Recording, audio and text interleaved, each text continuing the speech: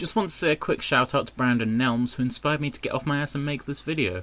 Marvel has announced their all-new lineup that's launching after Secret Wars, and Jesus Christ, there are a lot of Spider People books here. And books about characters of upcoming movies. There are a few I'm planning to pick up, but first I would like to have a moment of mourning for some books that are ending or I won't be picking up anymore. Unforgettable. With the end of Dan Slott's run on Silver Surfer, I will officially be picking up no Marvel Cosmic books. As Bendis' craptacular run continues on Guardians, and characters from that book continue getting spin-offs instead of characters I like, I'm going to go all hipster on this one and say that popularity was the worst thing to ever happen to Marvel's space arm, as it made them pay attention to it. Unforgettable. Mark Waid's constantly great run on Daredevil. Such a fun ride, cut down in its prime. We salute ye, O fallen sun. Unforgettable. Jonathan Hickman's run on the Avengers. Whilst very heavy, impenetrable sci-fi, Hickman's idea of a huge Avengers team, and Avengers world even, the Avengers is now going in the complete opposite direction. Unforgettable. Cyclops by Greg Rucka. With Cyclops' seeming return to Earth, it looks like we won't be getting any more of his adventures with the Starjammers. No more father-son bonding, no more Cyclops. A gem amongst Marvel's rough X-Men runs of the past few years. Unforgettable. The Fantastic Four, Marvel's first family, now scattered to the more popular books that Marvel has the movie rights to. Goodbye, family hijinks mixed with sci-fi adventure. Unforgettable. Guardians 3000. Dan Abnett. Dan Abnett. Need I say more? Unforgettable. Kelly Sue DeConnick's run on Captain Marvel. Just damn good stuff.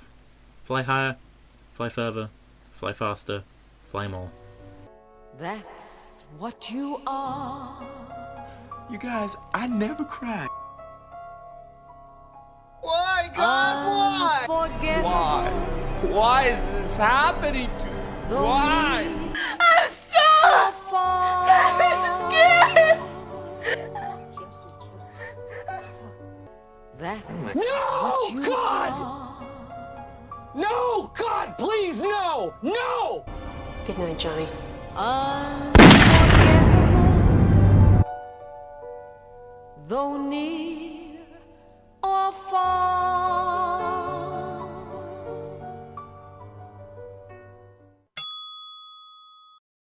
With all that said, yay! New Marvel books!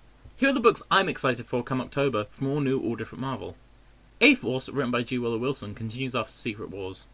I'm a little unsure how this one is going to play out in terms of story, seeing as the A-Force and Secret Wars are defenders of Arcadia.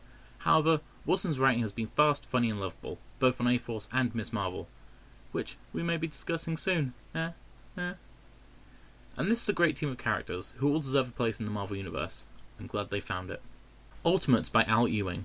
A kinda sorta little bit spiritual success to his run on Mighty Avengers. The Ultimates are a team that will apparently deal with omniversal threats. From an interview of Ewing, it looks like those threats are going to be pretty damn crazy sci-fi shit, and once again, it's a super cool team.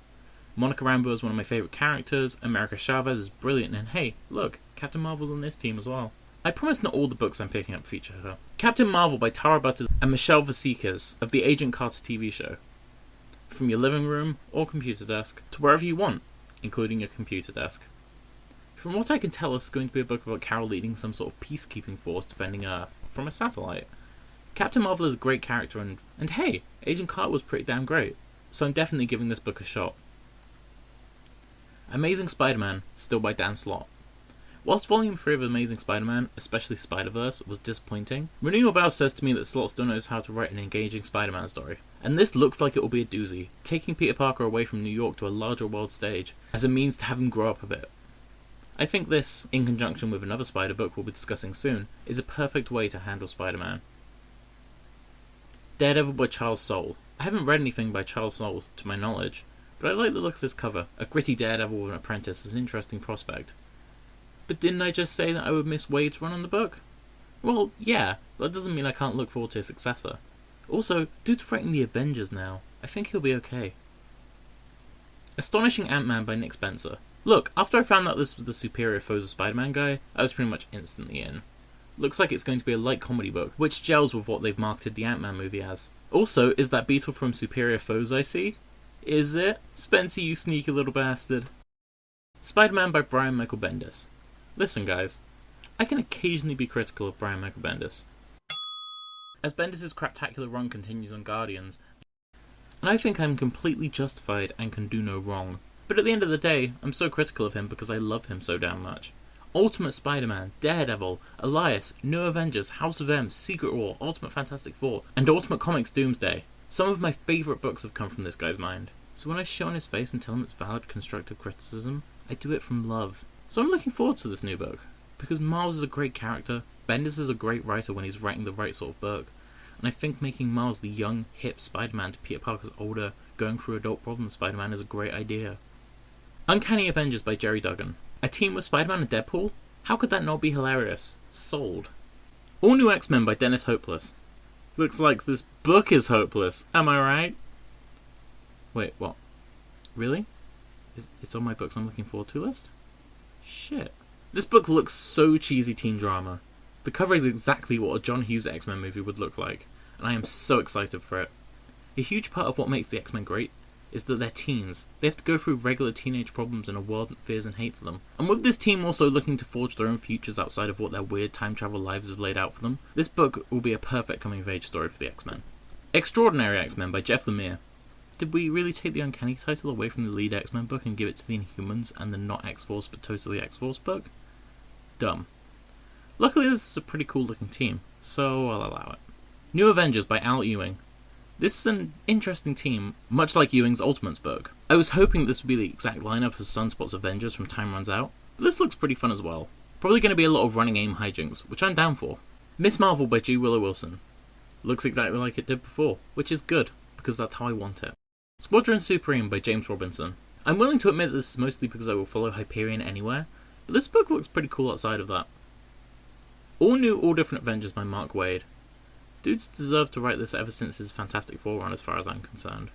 Whilst I'm a little iffy on having a more Avengers in training team as the main team, my love for Waid will make me read anything he puts out. I imagine like most of the books from All New, All Different, this is going to move in a bit more of a fun action sort of direction. Which, hey, if it means the Avengers and the X-Men don't fight anymore, I am okay with. Doctor Strange by Jason Aaron. The Sorcerer Supreme gets his own ongoing again, just in time for the hype to start building about that new Benedict Cumberbatch movie. Aaron is a strong writer, and if we move Strange back towards being a surgeon as the tagline suggests, I think this will be a very interesting book. And finally, Invincible Iron Man by Brian Michael Bendis. What I said for Spider-Man, but again, I think Iron Man is a good character for Bendis to write, especially one apparently without his fortune. Whilst I'm not quite as sold as it as I am on Spider-Man, I'm definitely willing to give this one a shot. There was a lot of positivity in there, so I'm going to wrap this up with a rant about all the Spider books there are. 8 Spider books! Carnage, Venom, Amazing, Ejected List, Web Warriors, Silk, Spider-Gwen, and 2099. I don't dispute that characters like Silk and Spider-Gwen aren't popular, but when almost a tenth of the announced all-new books are Spider-Man spin-offs, I start to question that monarchy. Especially looking at you, Web Warriors. Who asked for you? Not saying there's no chance it can't be good, just saying I'm shocked anyone cared enough to write it. And while I'm on the subject, please stop giving Guardians movie characters their own books and raise the profile of some of the other cosmic characters. Please? Do a Fire the Venom Moondragon book. I know she died, but we never saw her body, and Star-Lord and Thanos both came out of a worse situation alive. If you need more than space lesbians, one of whom turns into a dragon to sell a book, I despair for you, Marvel. Bring back the Space Knights or write a Morlock or Quasar or something. Please. Okay, rant over. I'll see you around, brave viewers who got all the way through that splurge of bile. Don't forget, if you liked this video, you should probably like it. Please. I need validation.